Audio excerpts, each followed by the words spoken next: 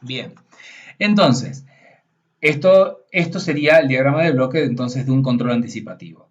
Mido mi caudal, lo paso por una función de transferencia que es la del sensor, ¿no? Yo tengo un caudal y necesito un sensor de caudal, y luego con una función de transferencia adecuada podría modificar la señal que llega a la válvula para cambiar el caudal de vapor y que la temperatura de salida se mantenga invariable en el tiempo, invariante en el tiempo.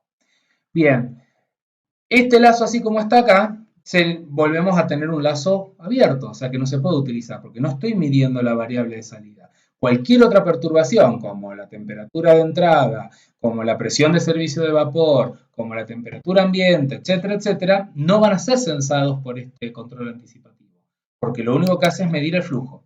Entonces, tengo que completar el lazo cerrándolo, midiendo justamente la variable que quiero controlar, que es la temperatura. Bien, entonces, este lazo que me permite hacer controlar de manera anticipativa el flujo de entrada y, por otro lado, corregir el resto de las perturbaciones. En general, cuando uno implementa un control anticipativo, lo hace midiendo la variable más perjudicial o la variable más complicada que tiene. O sea, cuando es necesario compensar porque el efecto de la perturbación es muy grande y mi calidad del producto me exige mantener la variabilidad muy acotada, bueno, en esos casos elijo esa variable y es la que le aplico el control anticipativo. Vamos a ver un poco la matemática. Fíjense, Pm, la variable medida, que es la que quiero mantener constante, es igual a la suma de, por un lado, F por GDDS y por el otro lado, F por GTF, que es el sensor transmisor de caudal, GF, que es la función del control anticipativo, y finalmente cierro, vuelvo a KTM pasando por G sub P. Acá están las tres funciones.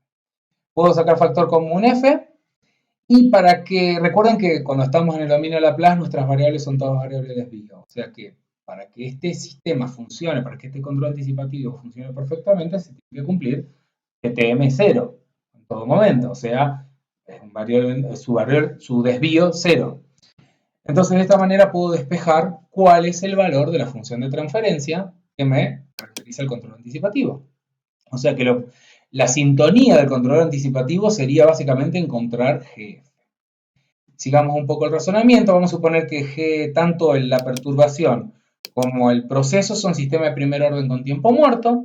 Y por simplicidad vamos a tomar que la del sensor es 1, o sea que es una ganancia unitaria. Me queda esta expresión. Fíjense que no es más que el cociente entre G sub D y G sub P. En este caso porque esto es 1.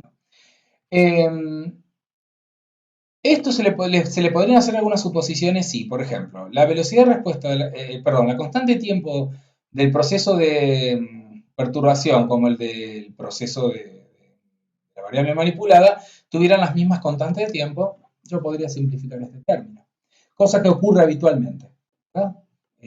Cuando ustedes obtienen modelos matemáticos, siempre le queda el mismo denominador para las perturbaciones que para el proceso, que es el tau p del proceso. Así que en general estos términos se cancelan. Y por otro lado, fíjense que este término, si el tiempo muerto viniera dado por el sensor, ¿está? El tiempo muerto del proceso y el tiempo muerto de G sub D sería el mismo. Y en ese caso esto se daría 0 y por lo tanto se convertiría en 1.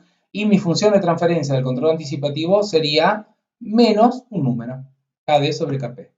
¿Bien? Sin embargo, en algún sistema podría darse la situación especial que tau D y tau P fueran distintos. Y fíjense que si tau P fuera menor que tau D, bien, a ver si lo estoy diciendo bien, si tau P, perdón, que fuera mayor que tau D, esto haría, no, menor, disculpen, estoy haciendo un lío, esto haría que mi exponencial sea positiva. Me cancelaría el signo negativo. Y una exponencial positiva en el dominio de Laplace es un adelanto puro, cosa que no existe No es posible hacer físicamente porque yo no puedo obtener una respuesta antes de perturbar el sistema. O sea que en ese caso lo que necesitaría para corregir o para poder implementar un control anticipativo sería una función de adelanto puro que no existe. Entonces en ese caso no puedo aplicar un control anticipativo. Bien, entonces para poder aplicar un control anticipativo básicamente necesito los siguientes requisitos, digamos. Uno es ese, que la constante de tiempo perdón, que el tiempo muerto del proceso sea mayor que el tiempo muerto de la perturbación, como requisito. Luego, el control anticipativo podría ser perfecto, pero no lo es nunca, debido a tres razones. Una, no es posible medir todas las perturbaciones, solamente se mide una.